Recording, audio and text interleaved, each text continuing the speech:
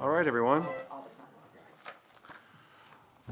We're going to get started, and today we're taking up the savings plan. We have a number of different departments and agencies to review. We have a number of council staff who will be taking us through that, and we'll welcome Councilmember Joando for his first. He was, his wife was having a baby during our last session, which is certainly an excused absence in our book. And so we'll get started. Gene, I think you've got the first few items, so we'll start with that. Certainly. And just to say, we're gonna, unless there's something really to discuss where we might have a disagreement, we're just gonna let Gene handle it. But when we need to really talk something through, then we'll invite folks up. Certainly. The first item is the Office of Agriculture. The executive is recommending a reduction of $14,583. $7,000 of this is in software license and office supplies, and the Office of Ag says those have already been realized based on their current usage. The $7,583, although in marketing, is actually for financial assistance to match the Maryland agricultural and resource-based industry development cooperation, and so this may impact the amount of financial assistance available to farmers. They can make it up in fiscal 20, and council staff's okay with it now since we don't know how many farmers will be eligible in the remainder of fiscal 19, and believes it's better to just discuss this topic in fiscal 20's budget in April and make sure that's where we address it. So yeah, staff's recommendation is to go ahead and take the reductions that the executive has recommended. All right, so to restate, there's the possibility of several $1,000s in grants per farmer that we would match, and that this might affect that, but we don't really know the timing of when those would be up. And you think that we can make it up in the FY20 budget regardless, so that farmer will still get that fund if we make sure that in FY20 we address that. That's basically Correct. Consistent with, that's what you found. Correct. I will note Jay is here from the Office of Ag if you guys want to speak with him. Is he? Where Yes, is? Oh, there he is. Jeremy, could you come just? I'm just imagining, you know, we're literally talking about a few $1,000s in a $5.5 billion budget. So if it would have any kind of negative effect, I would say let's not bother to take the cut, but talk to me. So good afternoon, members of the FED committee, Jeremy Chris, Office of Ag. We do actually have 2 applications that are pending, and we're waiting on some additional paperwork. The way that it works, the applicant is not allowed to actually expend any money until we have their projects approved by Marbidco. Marbidco is the quasi-public state entity that we match funds with on these projects. So we feel that once the paperwork is all together to submit the application, we'll go ahead and do that. It's just that the payment is going to have to wait until after July 1st. So Okay. That's basically what we're dealing with. The payment would have to wait if we, presuming we are able to refund it in the FY20 budget, and I'm not you're not, I'm not recommending that this savings plan be part of a permanent 4%. exactly. So it could be a few months delay essentially, because you're not even complete with those applications as it stands. That's correct. That we have other items we'll discuss at the appropriate time for the 4% permanent cut, but I'm not going to be identifying this line item for that 4% cut. All right, so I find that assuring. Any comments on that? Okay. All right, so I think we'll approve that item. I'm generally going to say I think we'll approve that item. If you want to say, well, wait a second or whatever, let me know. But, you know, most of these seem to be consensus, or likely to have consensus, and let me know if you want to speak. Andrew? I was just going to say, I share your same thought on, as long as it doesn't have a direct impact on our farm community in terms of providing this, then I'm okay with it, and I'm reassured as well, so I'm happy to support. Very good. The next one is from the non-departmental account Incubator programs. The executive is recommending a $750,000 reduction related to the biohealth innovation contract.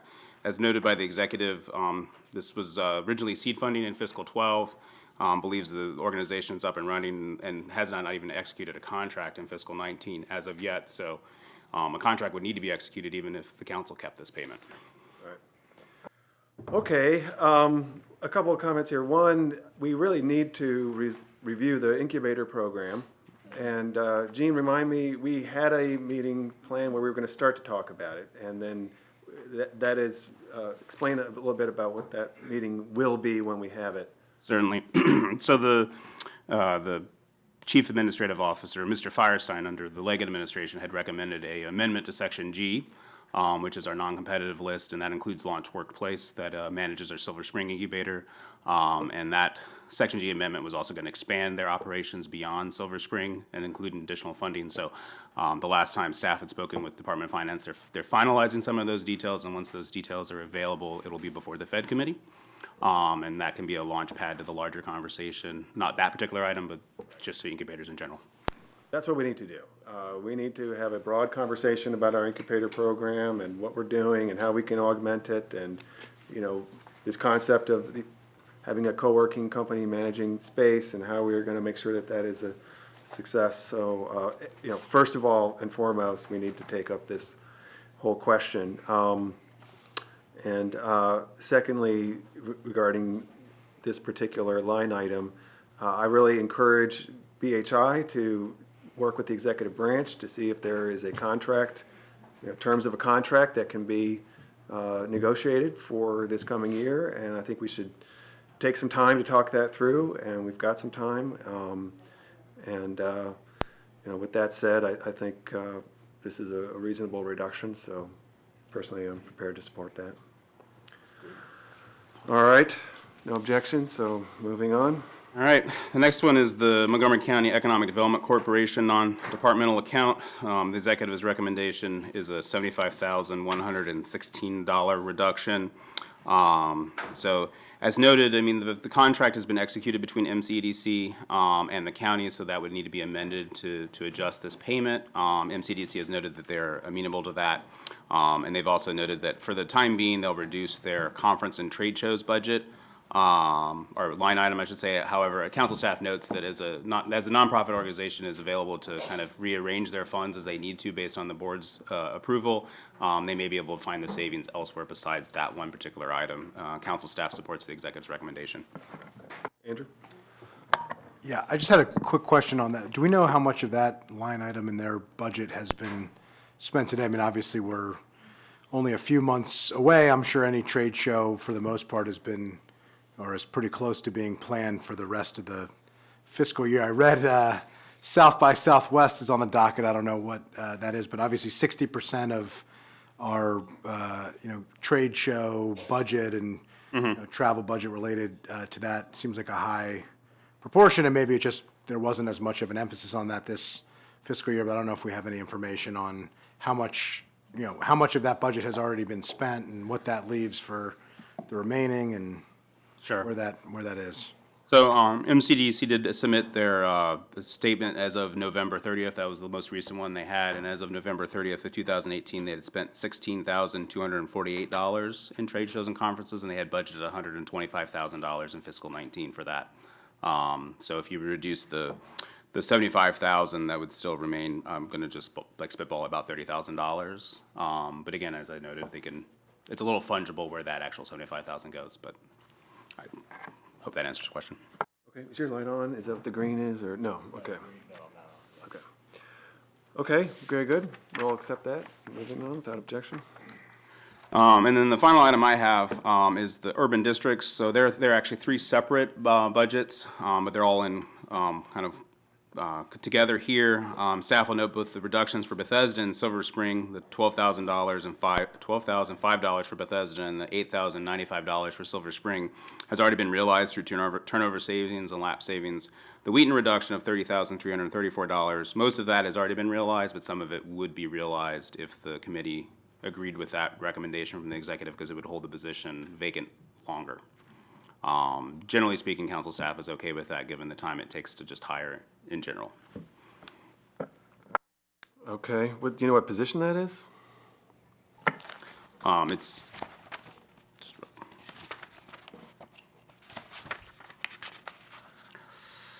a public service worker. That's all that the executive provided. Okay. All right, so this will mean that, you know, they want to hire, they haven't hired yet because of basically a freeze. And so if we're able to fund it in the FY20 budget, then they could begin the process in July. Correct. Okay. All right, without objection. All right. Next, I'll invite up Linda McMillan, who will handle the Housing Community Affairs and the Housing Opportunities Commission. Okay, thank you, Gene.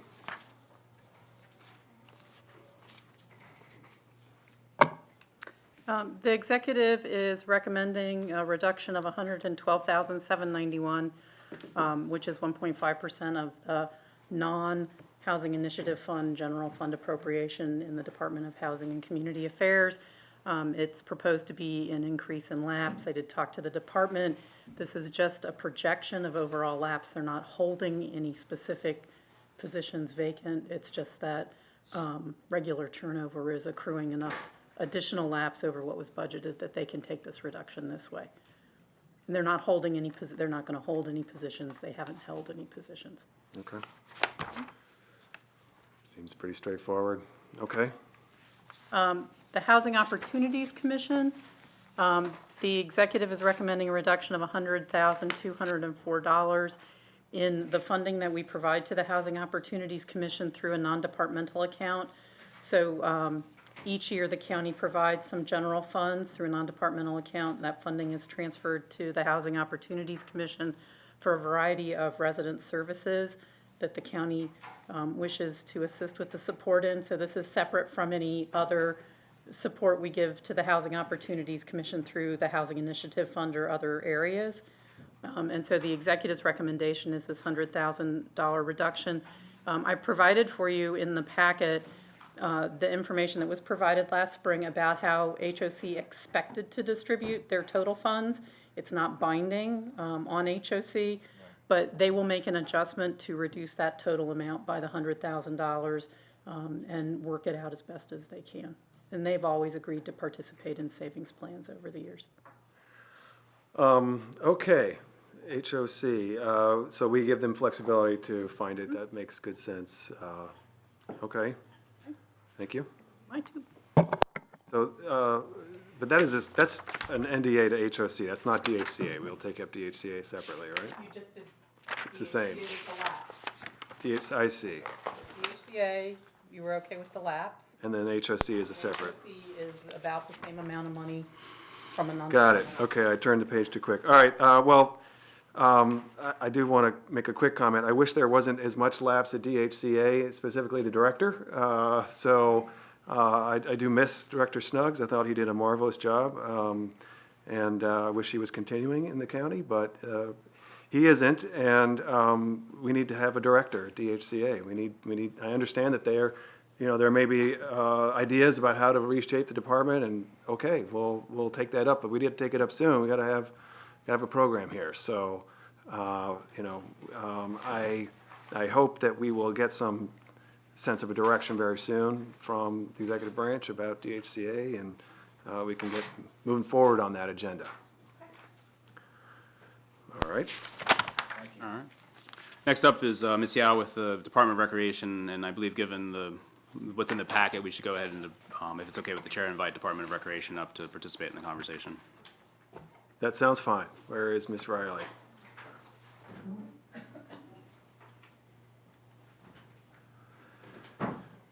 And your team. Good afternoon. Good afternoon. Okay, here we go. Okay, so for the savings plan, the executive is recommending total reductions for the Department of Recreation of $581,064. That's 1.5% of the total tax-supported appropriation for the department. The three savings plan items for the department are listed on the first table on page 5 of your packet, and they come from basically personnel savings due to staff turnover and vacancies. Council staff notes that some of these savings result from holding recreation positions open, meaning they will not fill them for fiscal year 19.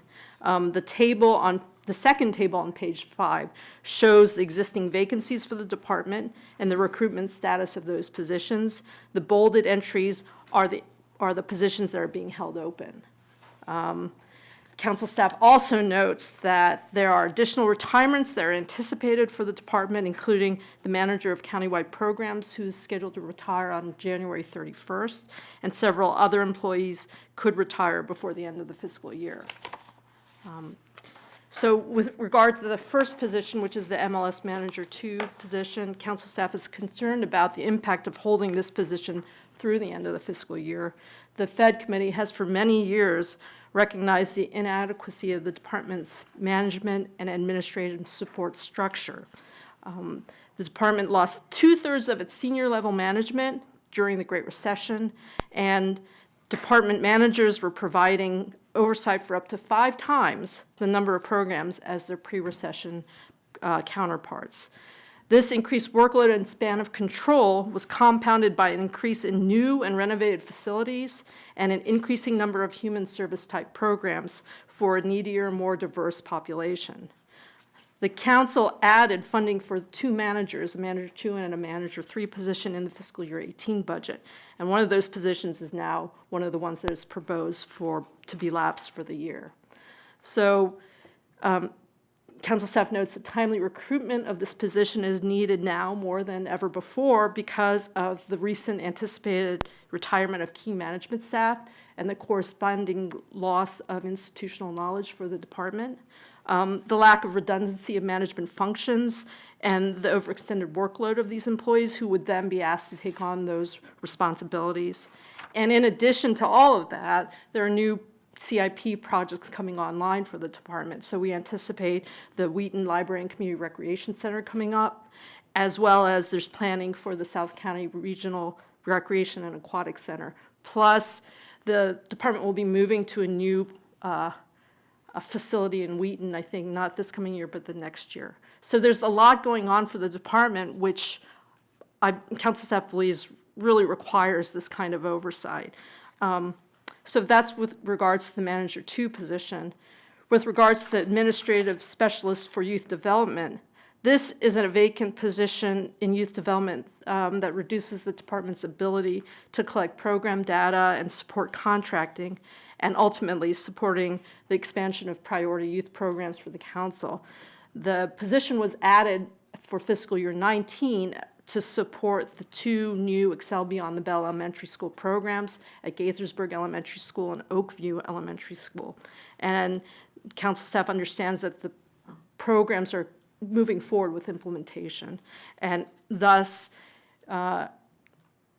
council staff believes it's unreasonable to expect that existing staff are going to, absorb these functions and take on this new workload, and that we want these programs to be successful, but we're leaving out the critical supports that are needed to do that. The final 2 items, which are recreation coordinators for countywide events and Senior Olympics, we had requested some information about the impact of lapsing the 2 positions, and it wasn't clear whether there was going to be any, changes in what kind of events the department has supported in the past. So kind of left this one open to hear from the department in terms of what the actual impact to events and would be with those 2 items. But certainly with the first 2 items, council staff recommends not taking the savings attributable to lapsing the manager 2 and the administrative specialist 2 positions for the full year, and requests that the executive begin recruiting for these positions immediately. If that is of interest to the committee, we would want to request information in terms of how soon the positions can be filled and the amount of unused personnel costs related to those positions that can then be taken as a savings. In addition, council staff recommends that the committee requests that the executive expediently work to fill newly vacated manager positions as retirements occur in the department so that we can ensure adequate oversight and administrative functioning of these important programs. Thank you, Vivian. Really appreciate your work here and your knowledge of the department. It's always been terrific to be able to hear from you down to the level of understanding the staff structure and what the burdens are on people there. And so I think just want to say I appreciate that. I think you've got a sympathetic audience here. I wanted to ask Robin, I heard a rumor that the lapse applied to the position that you have had, and that you aren't filling the position that you've held, which to me is sort of unimaginable because you were indispensable in that role, and I don't know how does the department achieve its goals without someone stepping into that role that you had. Is that what is before us? Yeah, thank you. Yes, that is correct. It would be my position. Is it challenging? Absolutely. We lost Jeff Bourne, who was handling our CIP. He was the other M2 in our department. Adrian has stepped up and sort of split the load with me. We are working to fill that position. As we identified, the HR process is a little slow. We hope to be moving forward with that one, hopefully within the next month. Yes, it is a challenging process, but Adrian and I are a good team. We work really well together. We have a great team underneath of us to really help carry the load, but it does, I think we're lean It'd government. be a challenge, no question. Yeah, we're a lean government before our time, and I love the Great Recession. I'm gonna underline that one. We have a great team, so I think it will be challenging, but You and Adrian are an awesome team. You guys are really going to just really do great things. Mr. Duando. Thank you, Mr. Chairman. Hi, Robin, how are you? So I went to Oakview Elementary. I'm concerned about that, not just because I went there, but because it's a high-need school as well as Gaithersburg. Could you talk to me a little bit about your concern? I'm assuming what Vivian just very articulately and helpfully said, or do you share those same concerns? And I don't want to put you in an awkward spot, but tell me, or if I rephrase, tell me the impact you think not filling these, particularly those 4 positions that you wouldn't be able to fill in 19 would have on your programming and your ability to fulfill your mission. thank you. I think it will be challenging. In terms of Oakview specifically, we have one admin specialist right now in our department who handles about 350 contracts. This position was sort of earmarked to help support some of that load in the after-school timeframe, getting new contractors on, vetting them, getting them through the process through procurement, and then really helping us do the program measures, calculate, because they are so critical in the out-of-school time window of time. Will it be challenging? Yes. The delivery of service at the school will not be impacted. The outcomes, the measurements might be delayed or thin because of lack of depth of bench. Okay. Yeah. Andrew. Yeah, I share the concerns that were raised and share my appreciation to you for your leadership, and Adrian, who I've had the opportunity to work with, who I know is terrific as well. I'm particularly concerned, I think reverting back, I think the council took the right and appropriate step here of trying to undo some of the damage, understandably, from the Great Recession, recognizing the challenges being faced by a department that is taking on more of a role as the needs in the community grow and the expectations of government grows. And I appreciate the fact that I think that you'll make sure that delivery of service is maintained despite the leaning of your department. But I think what I'm particularly concerned about is the status quo of 350 contracts being overseen by one person. Yeah. And the oversight is where I think that's what's left behind. And I fully understand and can appreciate the delivery of service being the top priority and making sure that that happens. And I think that's the expectation that we have. But I'm not comfortable personally on allowing the oversight to be left behind, particularly because this was such a priority of the previous council, and I think that it was the right focus of the previous council. So I appreciate staff's recommendation. I'd be interested to hear specifically what our recommendation would look like based on the questions asked by staff of how much specifically the dollar amounts would be, how quickly you could move forward, and what the delta would be left in terms of what the actual savings would be, so we could have at least as close to a dollar amount as possible to, perhaps recommend, because I would be interested in moving forward with that. We have a calculation ready to go for council staff, and depending on what it is that the council decides they would like to immediately recruit, we can provide that information today to council staff. Great. I think we're in agreement with the council staff's recommendation here, and then you'll tell the council staff what the fiscal implications, and then when it goes to full council, we'll have the correct savings amount to attribute based on that recruitment timeline. But I think we're all in agreement that we ought to begin recruiting urgently and strengthen our staff at the department. And so that covers both of your recommendations essentially, Vivian, or do we need to talk about the second one a little bit? That covers the first two positions, and then the last two were the recreation coordinator positions, and again, I thought maybe the department could talk to those. Thanks. Sure. One of the positions is a full-time recreation coordinator to provide delivery of service for Maryland Senior Olympics. That position we had done a recruitment for. We had not done interviews and moved forward with it.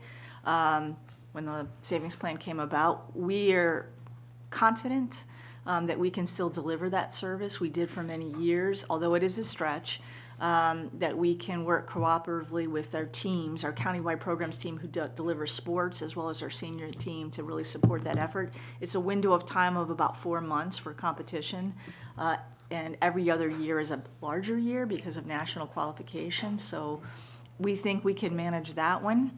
The part-time rec coordinator was in countywide special events. Again, had recruited, had made a selection, ready to make the offer when the savings plan came in. And for us, we have historically responded to requests for special events, things like listening session, budget sessions, community events, delivering stage, sound equipment to the Burtonsville Community Day, to other events around the county.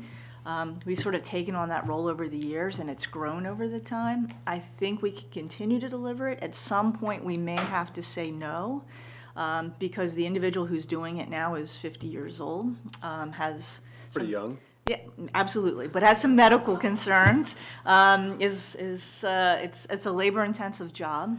It can be, but again, we can continue to do it. But there may be a time when we may have to pare back and thin back and not do those requests for stage, sound of, for certain events. We may have to reduce those numbers.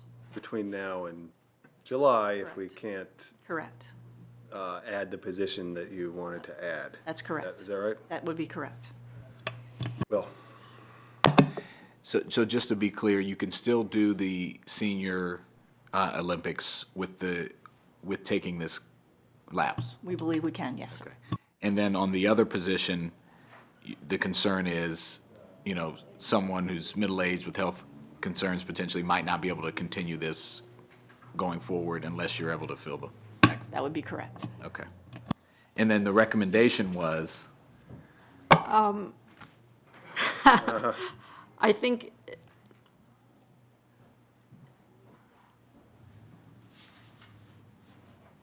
so, hearing that some of these activities might not be able to move forward, I think with the Senior Olympics, it sounds like that would be an okay item to accept.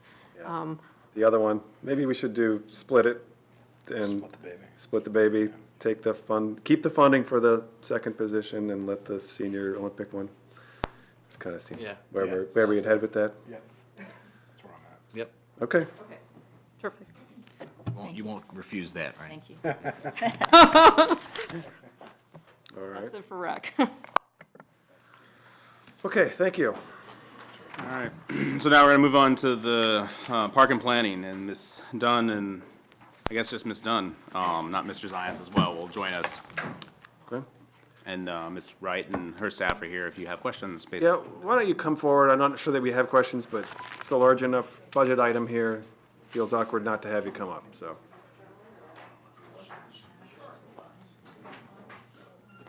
Maybe we can talk about the housing moratorium while you're here.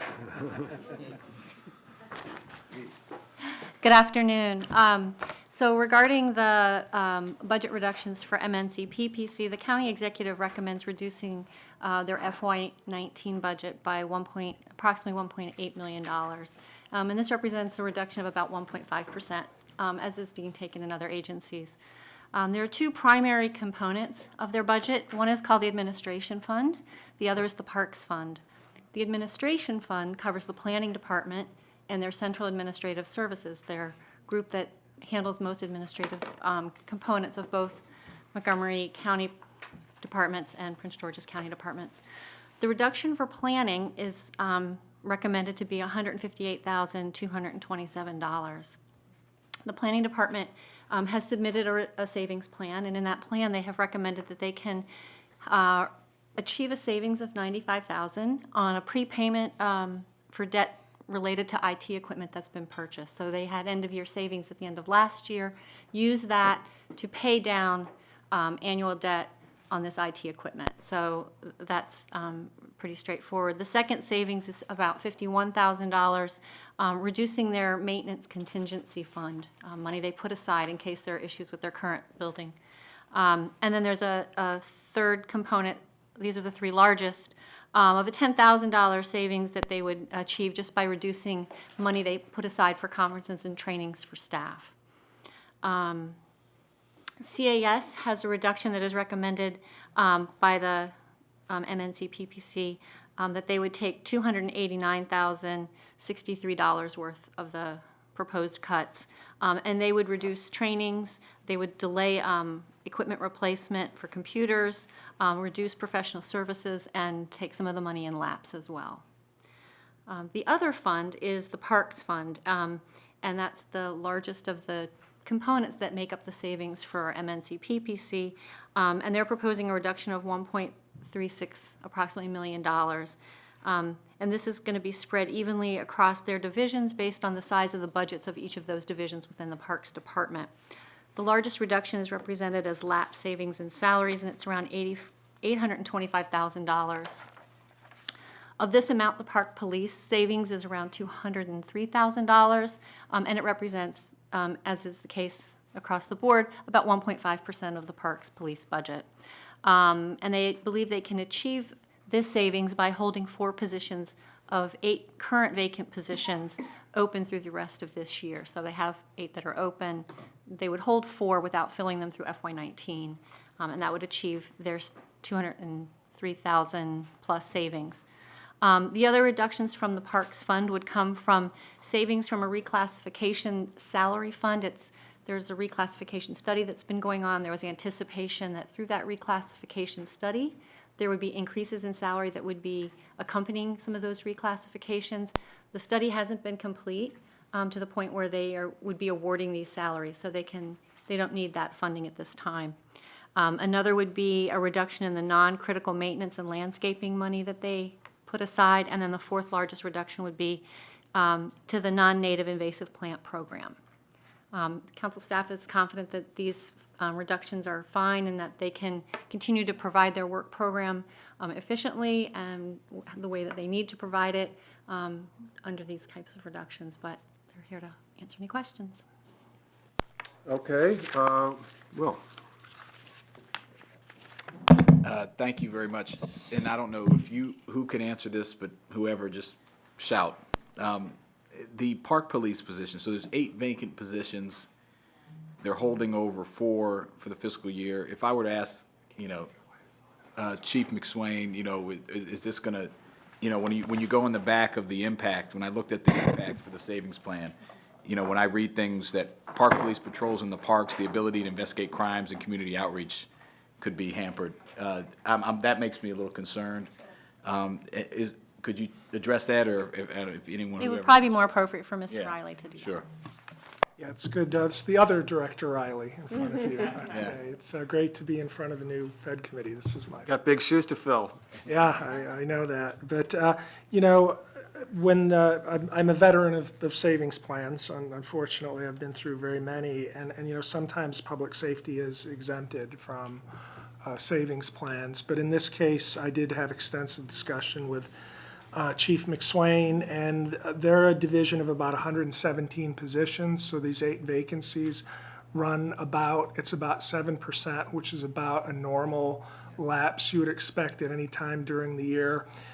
Through attrition, the 4 positions that would be frozen are 2 officers and 2 sergeants. It's actually pretty impressive that we are down to only 2 on-the-street officer vacancies in the park police. Historically, we've carried many more. So That impact statement may be a little dramatic from my perspective. I don't believe we will have, are putting the public at risk of public safety. That's helpful, thank you. Okay, my question is about the contracts and supplies for the non-native invasive plant removal. Can you talk a little bit about that? I just, Yeah. I know from my own yard that if you don't tackle it, then it just gets worse and worse, and it costs more and more to deal with. So what, One of our late planning board members, Jean Cryer, really latched onto this problem, and she would always call it invasion of the killer plants. And that really is what's going on in the park system. Largely through volunteers, through our awesome Weed Warrior program that Carol Bergman, one of my longstanding ecologists, created. Most of our non-native invasive plant work is done through volunteer efforts, and particularly through our Friends group, through Little Falls Watershed Alliance, Friends of Sligo, and multitudes of groups like that. However, we do have some contractual money where we bring in contractors for hard-to-hit areas. Bamboo would be like an example. But, you know, we looked across the board, and while we're already losing the battle, we're going to be losing the battle a little bit more if we don't do this contract. okay, Andrew, you got your light on.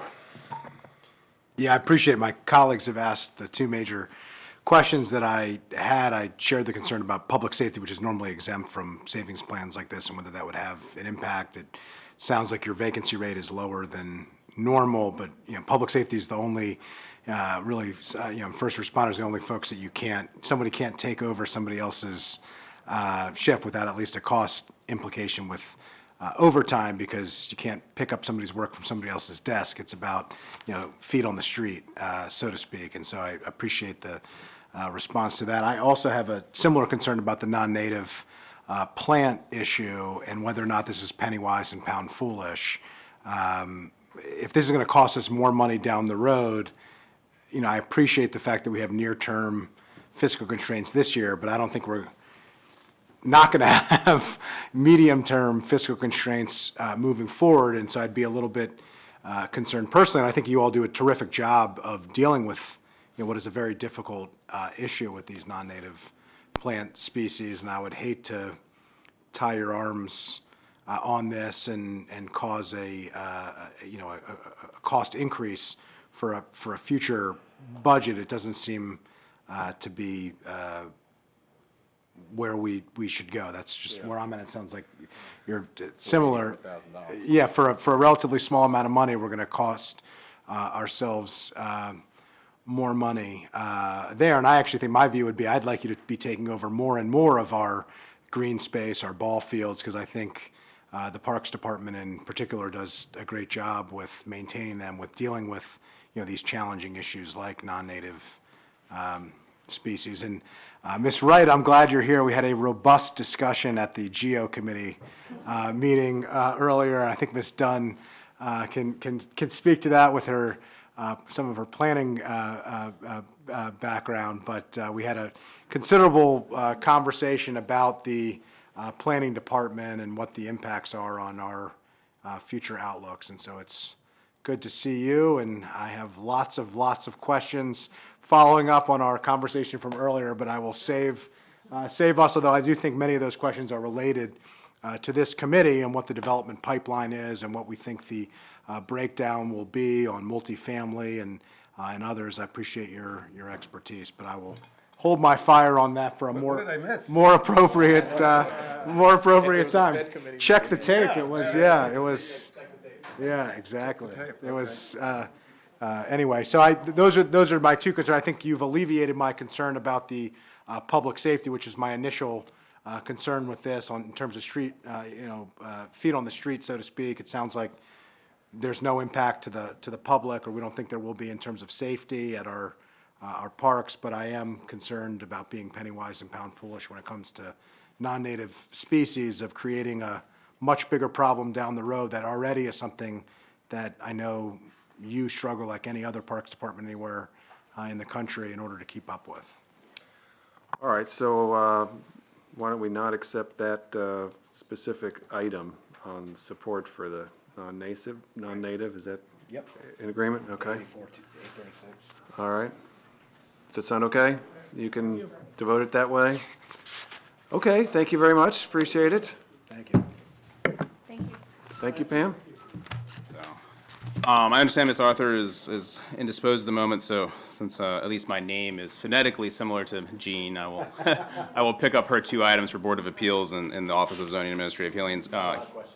Okay, well, I'll do my best. So I think both of these are manageable based on my conversation with Ms. Arthur. So for the Board of Appeals, there's a recommended reduction of $8,688, which is 1.5% of their tax-supported appropriation for fiscal 19. The Board of Appeals believes these cuts are sustainable based on their current spending in the 2 categories that are listed. I believe they are here if you have questions related to that, and council staff did recommend going ahead and take that reduction. Let's go ahead and take that reduction. So. All right. And then for the Office of Zoning and Administrative Hearings, their recommended reduction is $10,562, also 1.5%. Staff notes that they had additional consulting service in case of small cell tower applications. Those applications have been lower than expected, so that's where some of the savings is coming from. Again, council staff went ahead and said support the recommended cuts. The applications are on hold. It's not that there are fewer of them, I think that they're just on hold because they're not being processed. I would follow up with Ms. Arthur about that, Yeah. or the zoning hearings also. Pretty sure that's, Residential side. yeah, I'm pretty Okay. sure that's the reason. Okay, Commercial side, yes, but the residential side. Correct, obviously. correct. okay, in agreement there? Very Sounds good, fine. that's it. All right, thank you so much. We will take a break now and then reconvene a little bit after 2 o'clock to take up the next items in the agenda. But I think we need to give everybody a chance to come here at 2 o'clock, which was the scheduled time. Great.